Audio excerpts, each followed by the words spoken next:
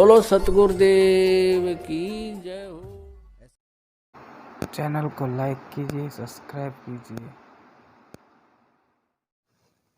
जी नमस्कार। नमस्कार सर। क्या नाम है जी आपका? मालविका शर्मा। कहाँ से आए आप? लुधियाना पंजाब से। संत रामपाल जी महाराज जी से नाम दीक्षा कब लिया आपने? मैंने छोटी ही उम्र में 2004 में ही गुरुजी से नामदान ले लिया था। 2004 में? जी, मैं तब 4th स्टैंडर्ड में थी। कितनी उम्र रही होगी आपकी उस टाइम? 4th स्टैंडर्ड में मेरी 8 इयर्स। 8 साल की उम्र में ही आपने संत रामपाल जी महाराज जी से नाम दीक्षा ले ली? जी, तभी से नामदान लिया हुआ। तब से लेकर अब तक आपका अनुभव क्या रहा है संत रामपाल जी महाराज जी को लेकर के? क्योंकि इस दौरान उनके ऊपर काफ़ी आरोप भी लगे हैं और उनकी जो फॉलोअर्स की संख्या है वो लगातार बढ़ती जा रही है। तो आपका जो अनुभव है इस बीच में वो क्या है? देखिए, सबसे पहली बात जो हम कहते हैं बेसिक्स ऑफ स्पिरिचुअलिटी, वो हमें संत रामपाल जी महाराज जी ने ही बताए हैं। जैसे सब लोग बोलते हैं गॉड इज वन, और उसके बाद हमें हजारों नाम बता दिए भगवान के। राम जी भगवान है, कृष्ण जी भगवान है, शिव जी भगवान है, ब्रह्मा जी भगवान है। तो ये गॉड इज वन का तो कोई मतलब ही नहीं बना। तो परमात्मा ने हमें, संत रामपाल जी महाराज जी ने हमें ग्रंथों में से दिखा दिया, सारे ग्रंथों की, सारे रिलीजन्स की होली बुक्स उठाई परमात्मा ने, बाइबल उठाई, कुरान उठाई, गीता जी उठाई, सब में उठा के निचोड़ निकाल के दे दिया कि वो भगवान कौन है और उनका नाम क्या है। देखिए, आपने कहा कि आपकी उम्र 8 साल रही होगी जब आपने संत रामपाल जी महाराज जी से नाम दीक्षा ली। उस समय तो आपको ये समझ नहीं आया होगा कि भगवान एक है और दूसरे जो संत है वो अलग अलग बता रहे हैं। तो आप जुड़े कैसे रहे? सर, मैं आपको ये चीज़ बताना चाहूँगी कि छोटे से ही ना, जब से मुझे बोलना आया होगा तब से मैं अपने पापा से एक क्वेश्चन पूछती थी कि पापा, हम यहाँ पर क्यों आए हैं और क्यों यहाँ पर डेथ हो जाती है। क्योंकि मेरे घर में परमात्मा की दया से कभी कुछ बुरा नहीं हुआ, बट मैंने डेथ होती देखी दूसरों के घरों में। तो मेरे दिमाग में एक क्वेश्चन बचपन से ही आता था कि पापा प्लीज़ बता दो कि ये मरने के बाद आत्मा कहाँ जाती है। तो उनके पास कोई आंसर नहीं होता था, क्योंकि उन्होंने आसाराम बापू जी से नामदान लिया हुआ था। तो वो कहते थे कि मुझे तो इस चीज़ का आंसर बिल्कुल भी नहीं पता। तो जैसे ही गुरुजी का ज्ञान सुना, स्टार्टिंग में ही तो गुरुजी ने क्रिएशन ऑफ नेचर बता दिया, जिसमें गुरुजी ने बताया कि आत्मा आती कहाँ से है और हम मरने के बाद कहाँ चले जाएंगे और हमारे साथ क्या क्या बीतता है उसके बाद। तो मुझे जब ये क्वेश्चन का आंसर मिला, मुझे तभी पता चल गया था कि यही परमात्मा है और ये भगवान ही आए हुए हैं, ये कोई गुरु नहीं है, ये भगवान आए हुए हैं सीधा। तो अब इतने लाखों की तादाद में एक व्यक्ति कैसे ये निर्णय करेगा कि कौन संत सही है और कौन संत सही नहीं है? देखिए, हर चीज़ का ना जो निचोड़ होता है वो हम किसी कॉन्स्टिट्यूशन को लेकर चलें। तो जैसे अब इंडिया की कॉन्स्टिट्यूशन है, अगर उसको फॉलो नहीं करोगे, लॉ को फॉलो नहीं करोगे, जेल में पटक दिया जाएगा आपको। इसी प्रकार से जो हमारी होली बुक्स है वो स्पिरिचुअलिटी का जो बेस है उसी में है। तो हमारी स्पिरिचुअल बुक्स में जो लिखा है वो संत हमें फॉलो करेंगे, अगर हम उन संत को, तो ही हम पार हो सकते हैं। और गीता जी में साफ साफ लिखा हुआ है कि तत्वदर्शी संत वो हैं जो उल्टे लटके हुए संसार रूपी वृक्ष को जड़ से लेकर टहनी तक भाग सहित बता देंगे। और वो आज तक सिर्फ ही बंदी छोड़ सतगुरु रामपाल जी महाराज जी ने ही किया है। देखिए, आप एजुकेटेड हैं, शिक्षित हैं, आपसे एक बात पूछना चाहेंगे। आपने कहा कि संत रामपाल जी महाराज वेदों के अनुसार भक्ति बताते हैं, बाकी और कोई संत नहीं बताते। देखिए, लाखों करोड़ की तादाद में ऐसे फॉलोअर्स हैं जो किसी अन्य संत से जुड़े हुए हैं। क्या आपको लगता है कि आज तक किसी भी संत ने वेदों के अनुसार साधना नहीं बताई और केवल संत रामपाल जी महाराज ने ही बताई है? जी बिल्कुल, किसी ने भी वेदों के अनुसार भक्ति नहीं बताई। गुरुजी एक एक लाइन को ना उंगली लगाकर बता रहे हैं कि बच्चों देख लो, ये लिखा हुआ है और हम कर क्या रहे हैं। ये आप कैसे कह सकते हैं? इस बात का निर्णय कैसे हो कि कोई जो दूसरे संत हैं कि वो शास्त्रों के अनुसार भक्ति नहीं बता रहे? कैसे लोग निर्णय करें? सर, आपने बहुत ही अच्छा क्वेश्चन किया कि हम किस तरीके से निर्णय करें कि सही संत कौन है और कौन सही भक्ति बता रहा है। तो पहला पॉइंट मैं आपको बोलना चाहूँगी कि बाकी जो गुरु हैं वो सब बोलते हैं कि परमात्मा निराकार है, बल्कि हमारी होली बुक साफ साफ बोलती हैं कि परमात्मा साकार है। बाइबल में लिखा हुआ है, प्रभु ने मनुष्य को अपना ही स्वरूप दिया। तो ये फैक्ट रीइंस्टेट हो रहा है कि परमात्मा तो साकार ही है। बाइबल में एक और चीज़ लिखी हुई है, in the beginning was the word and the word was with God and the word was God. तो शब्द रूप में परमात्मा है और परमात्मा साकार ही है। तो सबसे बड़ी चीज़ तो ये है कि God is in form, God is not formless, जो कि बाकी सब संत बोलते हैं। दूसरी चीज़ जो है कि पाप कर्म कट सकते हैं कि नहीं कट सकते। जितने भी पंडितों के पास, जितने भी गुरुओं के पास आप चले जाओगे, वो पहले तो आपको पाखंडवाद बताएंगे बाकी कि ये कर लो वो कर लो। जब उससे आपको लाभ नहीं मिलेगा, लास्ट में वो बोल देते हैं पाप कर्म तो आपको काटना ही पड़ेगा, जो कि बिल्कुल भी सही नहीं है। गीता जी में साफ साफ लिखा हुआ है कि परमात्मा की शक्ति इतनी ज़्यादा है कि वो किसी भी पाप को, किसी भी लेवल का पाप हो, वो काट सकते हैं और आपकी उम्र तक एक्सटेंड हो सकती है। तो दूसरी चीज़ ये है कि पाप कर्म कट सकते हैं, ऐसा कुछ नहीं है कि पाप कर्म दंड कट नहीं सकता। तीसरी चीज़, व्रत करवाते हैं वो लोग बाकी सबसे, तो व्रत करना साफ साफ मना किया हुआ है हमारी होली बुक्स में। क्योंकि अगर व्रत करने से मुक्ति होती तो जब अकाल पड़ता है, किसी के पास कुछ भी खाने को नहीं होता, तो वो भी तो व्रत ही हुआ, तो तब इतने ज़्यादा लोग क्यों मर जाते हैं। चौथी चीज़ ये कि एक तरफ तो बाकी सब संत बोलते हैं कि गंगा जी में अगर आप डुबकी लगाओगे तो आपके पाप कर्म नष्ट हो जाएंगे, और दूसरी तरफ आप बोलते हो कि पाप कर्म दंड नष्ट नहीं होते। तो ये कॉन्ट्राडिक्टरी चीज़ें हो चुकी, और इनका सोल्यूशन सिर्फ ये है कि सही परमात्मा की भक्ति करो। एक वही वे है कि आपको सैल्वेशन अटेन हो जाएगी और इस जन्म मरण के चक्कर से हम बच पाएंगे। देखिए, इसके बाद भी सबसे बड़ा सवाल ये उठता है कि यदि हम शास्त्रों के अनुसार भक्ति कर भी लेते हैं, उसके बाद भी एक मनुष्य को, एक व्यक्ति को शारीरिक लाभ, आध्यात्मिक लाभ, भौतिक लाभ की जरूरत पड़ती है। हम आपसे ये जानना चाहेंगे कि संत रामपाल जी महाराज जी से नाम दीक्षा लेने के बाद आपको क्या लाभ मिले। तो मुझे इतने ज़्यादा लाभ मिले हैं कि अगर मैं आपको बताने चलूँ तो मैं कभी एंड कर ही नहीं सकती, क्योंकि पल पल में लाभ होते हैं। तो फर्स्ट लाभ मैं आपको बताऊंगी, सबसे बड़ा तो आध्यात्मिक लाभ भी है कि वो पाथ मिल गया जिस पे हम चलेंगे तो हमें सैल्वेशन अटेन होगा ही होगा। ये जो जन्म मरण का चक्कर है जिसमें हम युगों युगों से फंसे हुए हैं, इससे हम पार हो जाएंगे।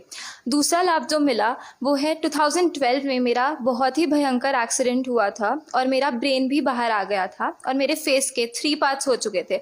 अब वो तो मैं आपको दिखा नहीं सकती, पर ये हाथ एक प्रूफ है कि मेरा तब बहुत घटिया एक्सीडेंट हुआ था और मेरा फ्रैक्चर, मेरी पूरी हड्डी टूट चुकी थी हाथ। कौन सा हॉस्पिटल में आपने दिखाया? DMC हॉस्पिटल में दिखाया था लुधियाना में, और वहाँ के जो टॉप 3 डॉक्टर्स हैं उनकी टीम ने मुझे ऑपरेट किया था। 8 आवर्स प्लस मेरी सर्जरी चली थी और 80 प्लस स्टिचेस मेरे सर पर हैं। तो गुरुजी की दया इतनी ज़्यादा हुई संत रामपाल जी महाराज जी की कि सिर्फ उसी दिन मुझे होश भी आ गया और डॉक्टर्स मुझे अभी तक मिरेकल बुलाते हैं। सर, मैं आपको एक और चीज़ बताना चाहूँगी कि 2014 में भी मैंने अपना इंटरव्यू दिया था और उसमें आपको साफ साफ दिखेगा भी कि मेरा बहुत ज़्यादा बुरा एक्सीडेंट हुआ था और यहाँ पर निशान भी तब उसमें क्लियरली दिख रहा है। और क्या लाभ मिले हैं आपको?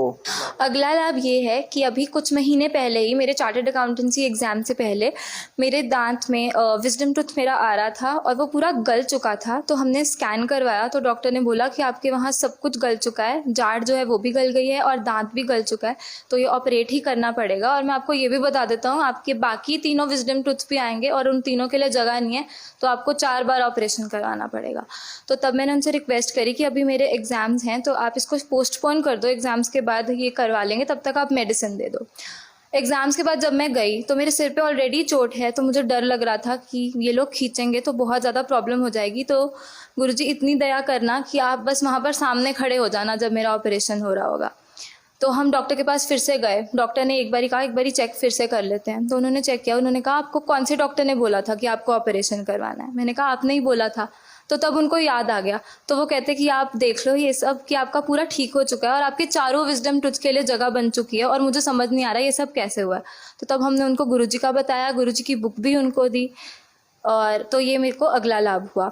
उसके बाद जो मुझे लाभ हुआ, मुझे छोटे में बहुत ही तेज़ स्टमक एक होता था, मुझे ये भी नहीं याद कौन सी साइड होता था, पर परमात्मा से नाम लेने के बाद वो दर्द भी हमेशा के लिए चला गया। अगला लाभ संत रामपाल जी की दया से ये हुआ कि मेरे दादाजी को 3 बारी हार्ट अटैक आ चुका है और तीनों बारी ही गुरुजी ने बचा लिया। अगला लाभ मैं आपको ये बताऊंगी जो कि सबसे बड़ा लाभ है कि मेरे पे काल का अटैक 5 बारी हो चुका है और पांचों बार नाम लेते ही, जैसे ही गुरुजी ने बताया है कि आपको चाहे प्रथम नाम मिला हो, चाहे दूसरा, चाहे तीसरा, आप उसका नाम जाप करो और परमात्मा वहाँ प्रकट हो जाएंगे। तो वैसे ही मुझे तीसरा नाम मिला हुआ था, तो मैंने तीसरा नाम का जाप किया तो काल एकदम से बिल्कुल घबरा जाता है और जैसे परमात्मा गुरु रामपाल जी महाराज जी ने बोला था कि पंख कटे पक्षी जैसे गिर जाता है वैसे गिरेगा, बिल्कुल वैसे ही वो गिरा। परमात्मा सामने आके खड़े हो गए और परमात्मा ने वहाँ से मुझे 5 बारी बचाया है। लेकिन सवाल यहाँ पर ये उठता है कि आपके ऊपर अटैक होता ही क्यों है, क्यों आपका एक्सीडेंट होता है, क्यों इतनी सारी परेशानी आपके सामने आती है?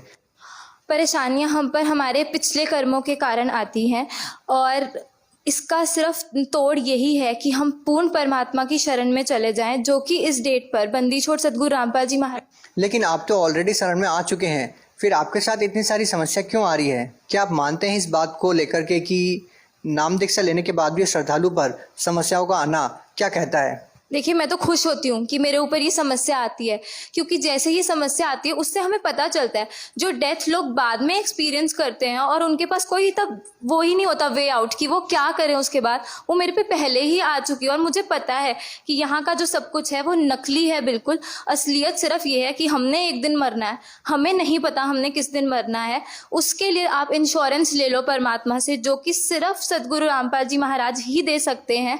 और ये पक्का है कि परमात्मा से आप नामदान ले लोगे तो वापस से उस जगह चले जाओगे। देखिए, यहाँ किसी को बूढ़ा होना नहीं पसंद, यहाँ किसी को दुखी होना नहीं पसंद, यहाँ किसी को मरना नहीं पसंद।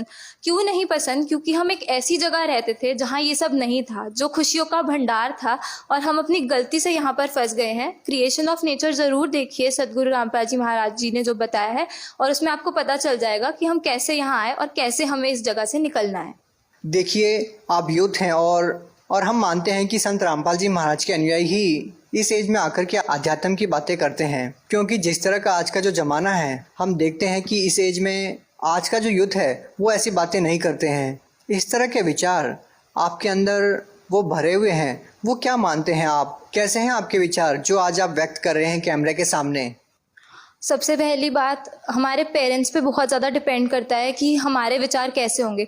तो भगवान की इतनी दया थी कि मेरे पेरेंट्स शुरू से ही बहुत श्रद्धालु रहे हैं और उन्होंने शुरू से ही एथिक्स और प्रिंसिपल्स को सबसे पहले रखा है।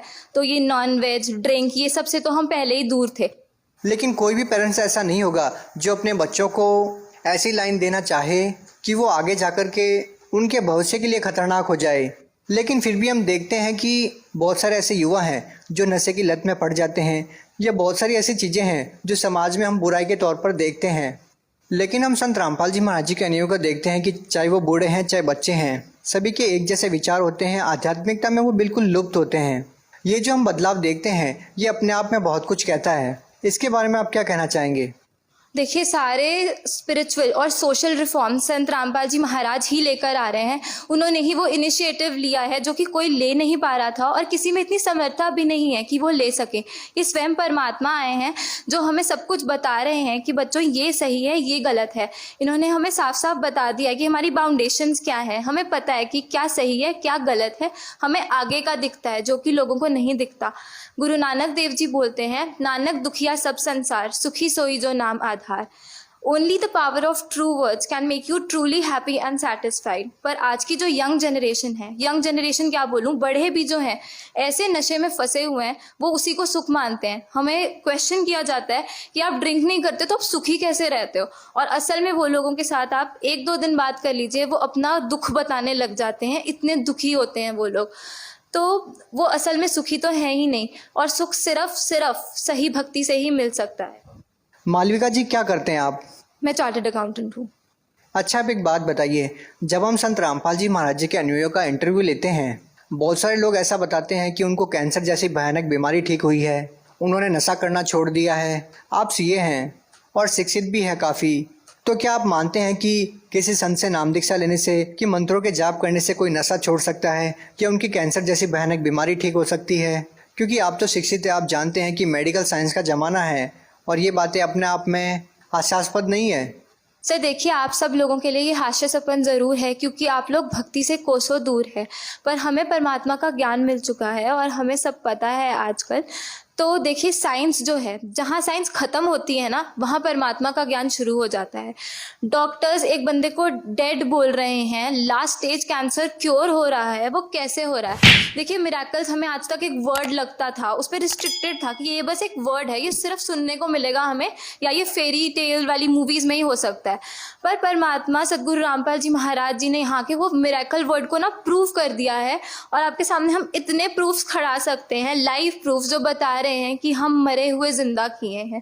तो साइंस मेरा ख्याल कुछ भी नहीं है, वो साइंस भी किसकी दी हुई है, वो भगवान की ही दी हुई है। तो साइंस से आगे है स्पिरिचुअलिटी, जो हम सोच भी नहीं सकते, और ये मैनमेड तो कुछ भी नहीं है, सब परमात्मा का दिया हुआ है। जो आजकल बन चुका फ़ोन के थ्रू हम क्या क्या नहीं कर सकते, वो सब परमात्मा की ही देन है। आप भगत समाज को क्या संदेश देना चाहेंगे? सबसे पहले मैं आपके कैमरे के माध्यम से एक चीज़ बोलना चाहूँगी कि बंदी छोड़ सदगुरु रामपाल जी महाराज जी ने एक मुहिम छेड़ दी है। जो डाउरी ने इतनी लड़कियों को मार के जला दिया है, इतनी लड़कियों के साथ बुरा हो रहा है, वो परमात्मा ने बिल्कुल ही ख़त्म कर दिया है। सदगुरु रामपाल जी महाराज जी के जो भी शिष्य हैं वो डाउरी फ्री मैरिजेस करते हैं, कोई दहेज का लेना देना नहीं होता, कोई पाखंड नहीं होता, बिना पाखंड के शादियाँ हो रही। इसका सबसे बड़ा लाभ किनको मिला? सर इसका सबसे बड़ा लाभ लड़कियों के पेरेंट्स और लड़कियों को ही मिला है, क्योंकि लड़कियां गर्भ में भी मार दी जाती थी, और बाद में भी जब उनकी शादी होती थी तो उनके साथ इतने ज़्यादा अत्याचार होते थे सिर्फ एक इस डाउरी के कारण। तो परमात्मा ने वो बिल्कुल ही हटा दिया है। आध्यात्मिकता के साथ साथ में जो सामाजिक स्तर पर सदगुरु रामपाल जी महाराज जी ने मुहिम छेड़ दी है, आने वाली पीढ़ियाँ उसका बहुत ज़्यादा धन्यवाद करेंगी, क्योंकि ये किसी आम आदमी के बस की बात नहीं है, ये स्वयं परमात्मा ही करवा सकते। भगत समाज को क्या संदेश देना चाहते हैं? भगत समाज से मेरी यही रिक्वेस्ट है कि मानुष जन्म दुर्लभ है, ये मिले ना बारंबार, जैसे तरवर से पत्ता टूट गिरे वो बहर ना लगता डाल। ये एक ही बार हमें ह्यूमन लाइफ मिलती है, ह्यूमन लाइफ आपको मिल भी गई, पता नहीं वो तत्वदर्शी संत आए होंगे कि नहीं आए होंगे। ये गोल्डन एरा है जो एस्ट्रोलॉजर्स ने ऑलरेडी प्रिडिक्ट किया हुआ है, जिसमें लाखों के तौर पर भक्त पार होंगे। तो अपनी एक भी सेकंड को ना वेस्ट करते हुए परमात्मा की सदगुरु रामपाल जी महाराज जी की शरण में आए और अपनी ज़िंदगी को सफल बनाएं। जी धन्यवाद। सच है।